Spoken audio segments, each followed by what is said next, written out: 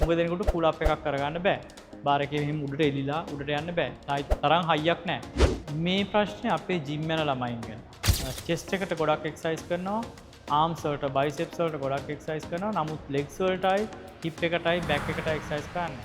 ඔබ පපුවට ව්‍යායාම කරන ප්‍රමාණය වගේ එකහමාරක් විතර ගුණයක්. ඒ කියන්නේ පපුවට සෙට් 4ක් කළොත් බැක් එකට සෙට් 6ක්වත් කරන්න ඕනේ. මොකද පපුවේ තියෙන මාංශ පේශි වගේ දෙගුණයක් මාංශ පේශි තියෙනවා කොන්දේ. ආනෝල්ඩ් ෂ්වාසනේගර් 1970 ගණන් වල විශාල පපුවක් සහ විශාල බයිසෙප්ස් පෙන්නලා ඉවරලා මුළු ලෝකෙම ආකර්ෂණය දිනාගත්තා. 1970 ගණන් වලින් පස්සේ 1980 වගේ පස්සේ බොඩි බිල්ඩින් කරන ගොඩ දෙනෙක් ආනෝල්ඩ්ගේ වගේ පපුවකුයි බයිසෙප්ස් දෙකුයි හදාගන්න දැඟලුවා. ඒක හින්දා ජිම් එකේ වැඩිම ජනප්‍රිය බෙන්ච් ප්‍රෙස් එකයි කර්ල් එකයි.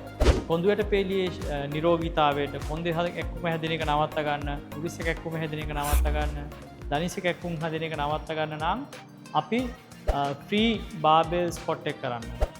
ඊට පස්සේ ඩෙඩ් ලිෆ්ට් එක කරන්න ඕනේ. ස්ටිෆ් ලෙග් ඩෙඩ් ලිෆ්ට් එක කරන්න ඕනේ. ඩම්බෙල් රෝවිං කරන්න ඕනේ. බාබෙල් රෝවිං කරන්න ඕනේ. ඩෙඩ් පුල් ඩවුන් කරන්න ඕනේ. ලෝ පුලි රෝස් කරන්න ඕනේ.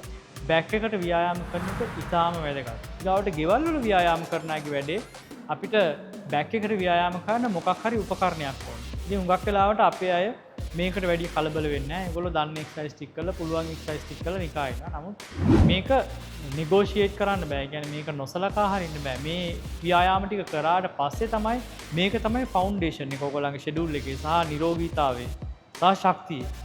මේ ෆවුන්ඩේෂන් එක උඩ තමයි අපි වහලේ ගහන්නේ. වහලේ තමයි චෙස්ට් එකයි ආම් එකයි. ඉස්සෙල්ලා අපි ෆවුන්ඩේෂන් එක තියෙන්න ඕනේ. මේ ෆවුන්ඩේෂන් එක නැත්තම් ඔබට ගොඩක් බර උස්සන්න බෑ. ඊගාවට ඔබට ඉන්ජරිස් එන්න තියෙන නැඹුරුතාවය ගොඩක් වැඩි.